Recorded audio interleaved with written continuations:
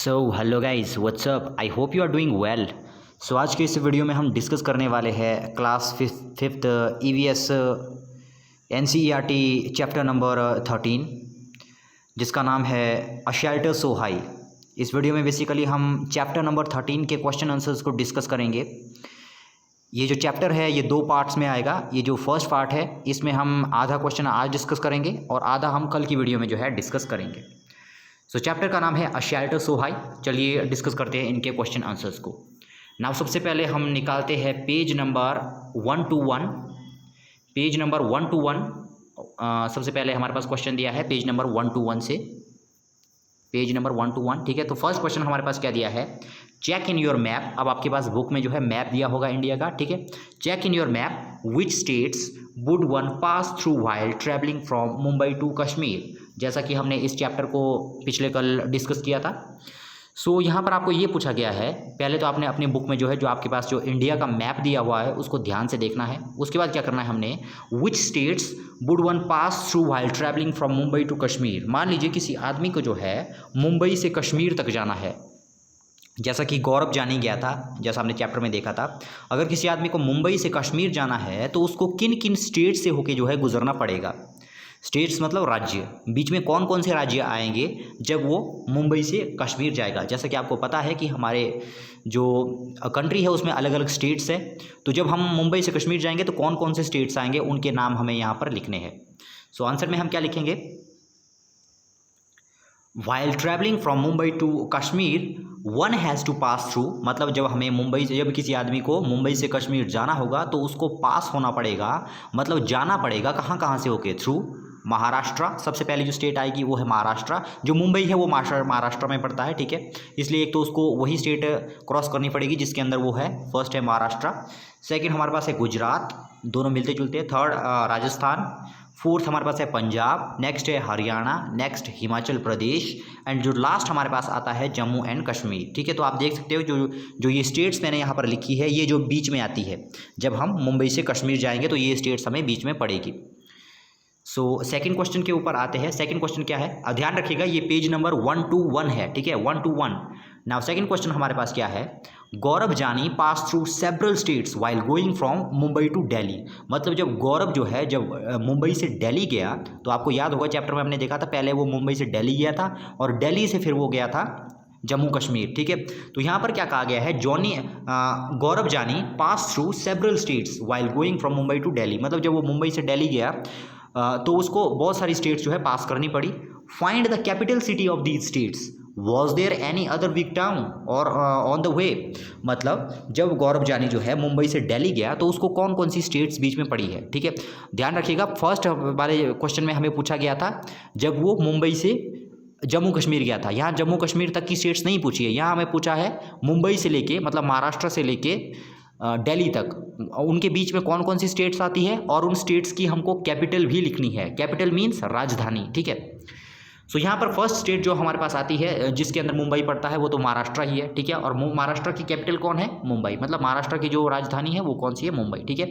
Next जो capital next जो हमारे पास स्टेट आई थी उसका नाम है गुजरात, ठीक है। तो गुजरात का आपको याद रखना है, गुजरात की जो कैपिटल है वो है गांधीनगर, ठीक है। गुजरात की कौन सी है, गांधीनगर।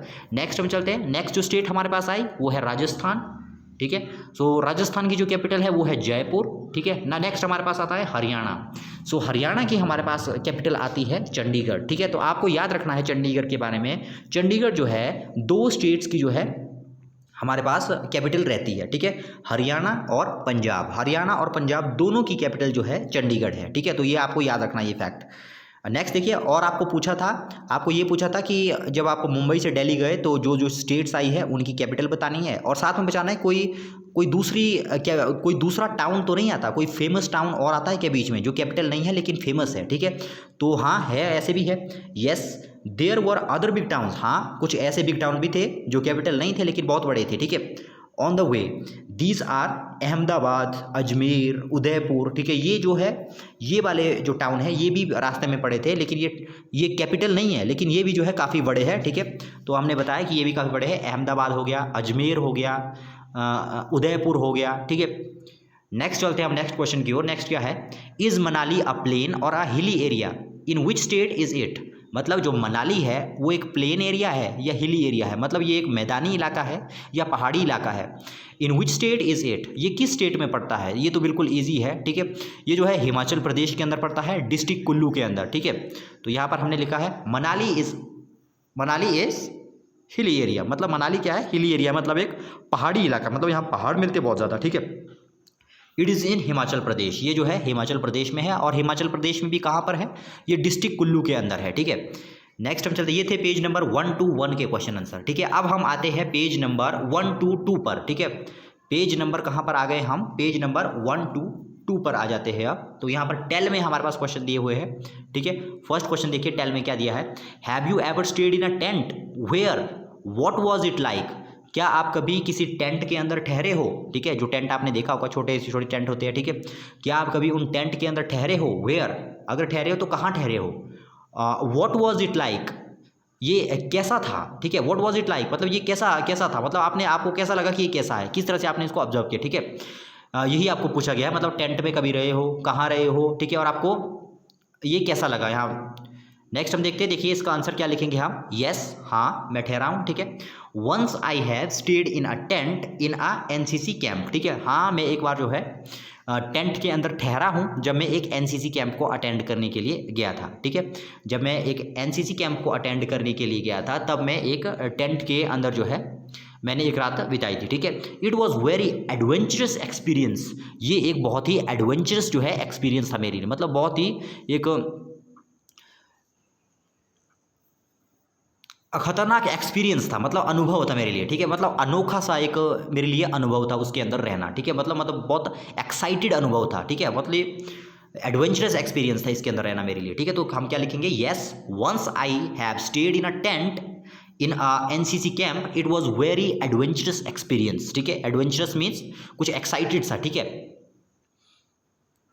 नेक्स्ट अब चलते हैं नेक्स्ट क्वेश्चन की ओर। नेक्स्ट देखिए, imagine that you were to stay alone in a small tent for 2 days and could take with you only 10 things, make a list of these 10 things. अब मान लीजिए अगर आपको कोई कह ले कि आपको जो है अपने घर के अंदर नहीं रहना है, ठीक है, आपको कहीं पर भेज दे और आपको कहा गया है कि आपको एक टेंट के अंदर रखा जाएगा 10 दिनों के लिए, ठीक है। यहाँ पर यही कहा गया, देखिए इमेजिन दैट, यहाँ इमेजिन करने के लिए कहा गया आपको, imagine that you were to stay alone in a small tent for 2 days and could take you only 10 things. Oh sorry, यहाँ पर आपको कहा गया कि आपको एक टेंट के अंदर रहना पड़ेगा, 2 दिन तक आपको उसी टेंट के अंदर रहना पड़ेगा, ठीक है। अगर ऐसी कोई सिचुएशन आती है, यहाँ पर इमेजिन करने के लिए कहा है, अगर ऐसी कोई आपको इमेजिन सिचुएशन आपको आती है तो अपने साथ आप क्या क्या ले जाओगे, आपको 10 चीज़ें ऐसी बतानी है जो आप अपने साथ ले जाओगे।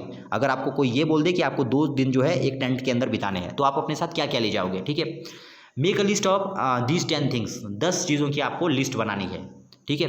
तो क्या क्या ले जाएंगे, सिंपल सी बात है, if I would have to stay in a tent, अगर मेरे को जो है एक टेंट के अंदर स्टे करना पड़ेगा 2 दिन के लिए, I would take with me clothes, ठीक है। मैं क्या क्या ले जाऊंगा अपने साथ, यहाँ पर आप कॉमा लगा दीजिए, यहाँ कॉमा लगा देना है डे के बाद, ठीक है, डेज।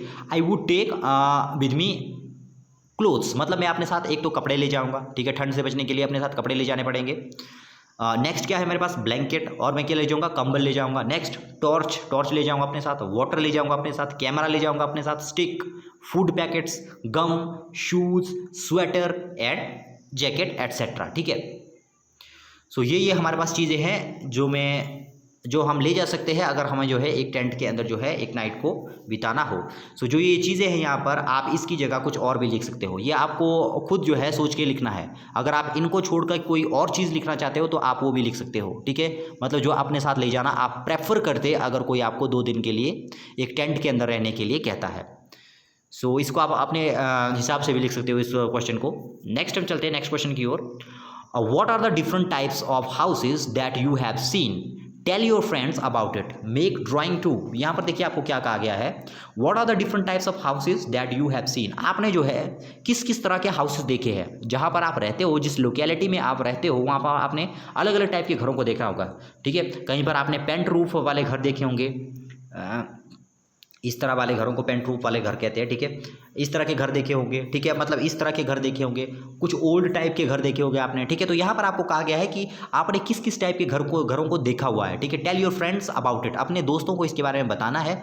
मेक ड्राइंग टू, अब आपने जो ये थोड़ा इंटरेस्टिंग क्वेश्चन है, ठीक है, मज़ेदार क्वेश्चन है। इसमें आपको क्या करना है, पहले तो क्या करना है, आप यहाँ पर पूछा है सिंपल कि आपने किस किस टाइप के घरों को देखा हुआ है, ठीक है। और लास्ट में आपको क्या करना है, ड्राइंग भी बनानी है, ठीक है। 3-4 ड्राइंग आपको बनानी है, ठीक है। जो ये हाउसेज है इनकी ड्राइंग आपको बनानी है, 2-3 घर आपको बनाने हैं, किस किस तरह के घर आपने देखे हुए हैं, ठीक है। तो इसको भी आप अपनी नोटबुक में जो है ड्रॉ करेंगे।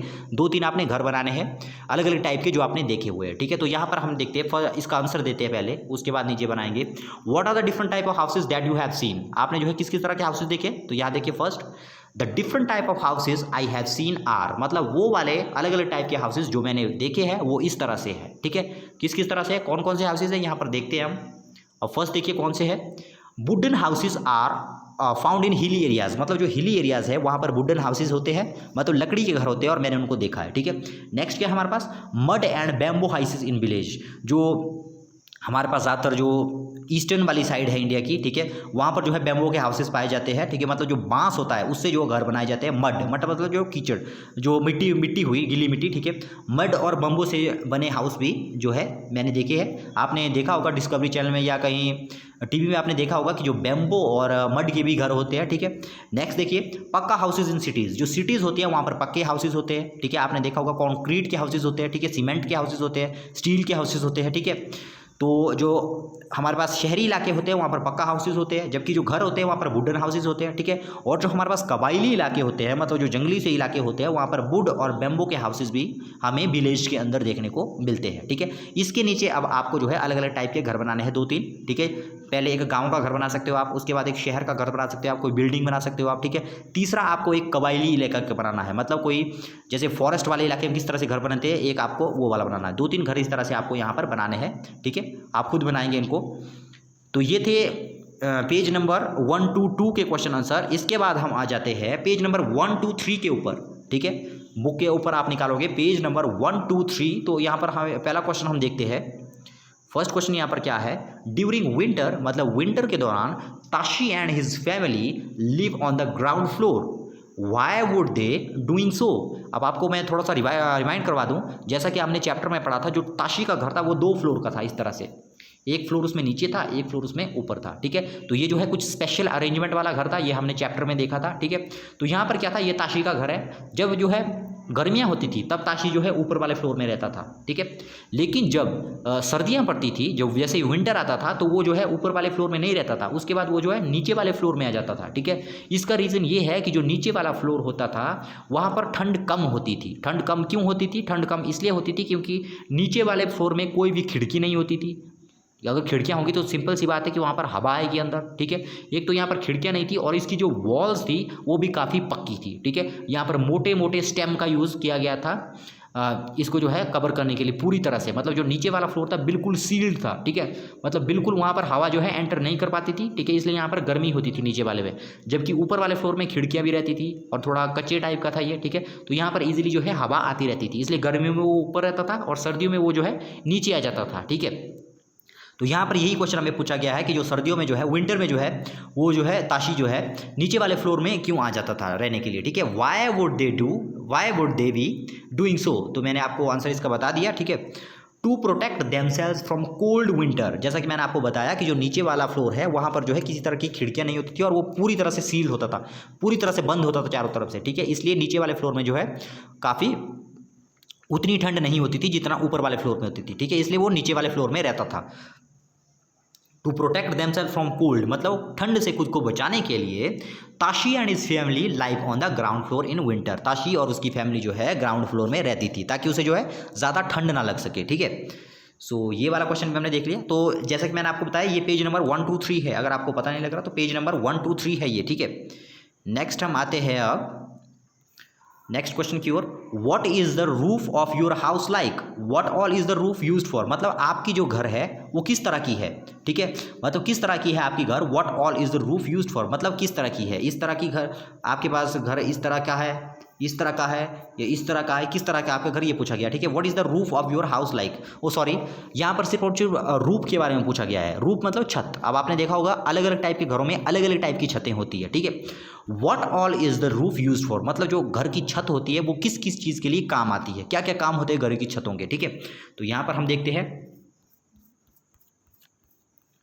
The roof of my school is flat, मतलब जो मेरा जो स्कूल है उसकी जो छत है वो फ्लैट है। फ्लैट मीन्स इस तरह की है, फ्लैट इस तरह की है, फ्लैट, ठीक है।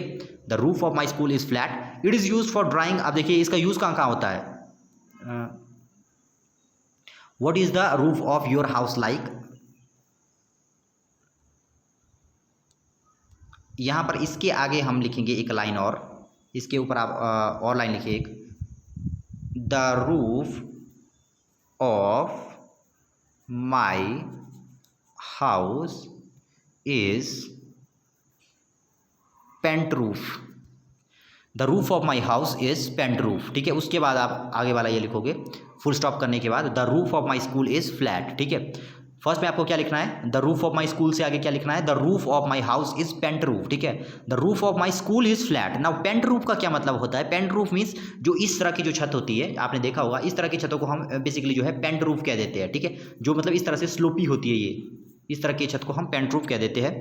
The roof of my school is flat. It is use for drawing clothes. अब इसका यूज़ हम कहाँ कहाँ पर करते हैं ना, स्कूल वाली ये लाइन आप छोड़ सकते हो वैसे, अगर आपको छोड़नी हो, क्योंकि यहाँ पर स्कूल नहीं पूछा गया, यहाँ पर आपको घर की पूछा गया था, ठीक है। तो आप इस लाइन को स्किप कर सकते हो और जो मैंने इसके पहले जो लाइन बताई उसको आप बोल सकते हो, ठीक है। तो यहाँ पर देखिए इस छत का यूज़ कहाँ कहाँ पर होगा, मतलब जो रूफ होगा इसकी यूज़ कहाँ पर होता है। It is use for drawing clothes, मतलब ये जो है क्लोथ्स को ड्राई करेंगे। आपने देखा होगा कि ज़्यादातर जो है कपड़े जो है छतों के ऊपर ही सुखाने के लिए रखे जाते हैं, ठीक है। It is use for drawing clothes. और किसके लिए यूज़ होता है, it is also use for sleeping in summer, मतलब जो गर्मियाँ पड़ती है उस वक्त जो है जो छतें होती है वो सोने के भी काम आती है। आपने देखा होगा कई लोग जो है गर्मियों में जो है छतों के ऊपर सोते हैं, क्योंकि अंदर काफ़ी गर्मी होती है, तो वो जो है छतों के ऊपर आ जाते हैं ताकि वो उन्हें उतनी गर्मी ना हो सके, ठीक है। Next, getting sunlight in air. अब इस छतों के दो हमारे पास वो होंगे, काम होगा इसका, ठीक है। एक तो 3 काम होंगे वैसे, कुछ अगर हमें सामान सुखाना है तो उसको यहाँ पर ड्राई करने के लिए हम रख लेंगे। सेकंड, अगर जब गर्मियाँ होगी, गर्मियों में हम क्या करेंगे, रात को यहाँ पर सोने आ सकते हैं, ठीक है। रात में हमें जो है यहाँ पर सोने आ सकते हैं ताकि हमें ज़्यादा गर्मी ना हो, ठीक है। और जो उसका उल्टा होगा सर्दियों में, सर्दियों में भी हम छतों के ऊपर जाते हैं, क्यों, क्योंकि सर्दियों के ऊपर जो है जो छतों के ऊपर जो है धूप जल्दी आती है। आपको पता होगा नीचे जो है धूप लेट आती है, क्योंकि कई चीज़ों से जो है ऑब्स्ट्रक्ट हो जाती है सन की लाइट, इसलिए जो छत होते हैं वहाँ पर धूप जो है काफ़ी पहले आई होती है, ठीक है। तो सर्दियों में जो है छत जो है हमें जो है धूप सेकने में भी काम आते हैं, ठीक है। तो हमने क्या लिखा है, the roof of my school is, ये वाली लाइन नहीं निकली है, जो मैंने पहले आपको बताई वो बतानी है, ठीक है। The roof of my house is paint roof. Paint roof मतलब इस तरह की जो रूफ होती है इसको पेंट रूफ कहते हैं, ठीक है। It is use for drawing clothes, ये जो है क्लोथ्स को ड्राई करने के लिए यूज़ की जाती है। It is also use for sleeping in summer, summer में स्लीप करने के लिए यूज़ होती है। गेटिंग सनलाइट इन विंटर, और विंटर में जो है सनलाइट को प्राप्त करने के लिए इसका यूज़ होता है, मतलब सर्दियों में जो है हम धूप सेकने के लिए छतों के ऊपर जाते हैं। सो ये हमने देखा, पेज नंबर 1 2 3 था, ये page number 1 2 3, page number 1 to 1 से लेके पेज नंबर 1 to 3 तक के हमने आज क्वेश्चन किए। ध्यान से सुनिएगा, पेज नंबर 1 to 1 से लेके 1 to 3 तक हमने जो है सारे क्वेश्चन कंप्लीट कर लिए हैं। इसके आगे का जो क्वेश्चन आंसर होंगे वो कल वाली वीडियो में हम डिस्कस करेंगे। सो हाफ वीडियो हमने यहाँ तक डिस्कस कर लिया। सो आप पहले इनको नोट करें, उसके बाद जो है हम नेक्स्ट वीडियो को स्टार्ट करते हैं। मिलते हैं अब नेक्स्ट वीडियो में। आई होप कि आपने वीडियो को एंजॉय किया होगा। Good bye.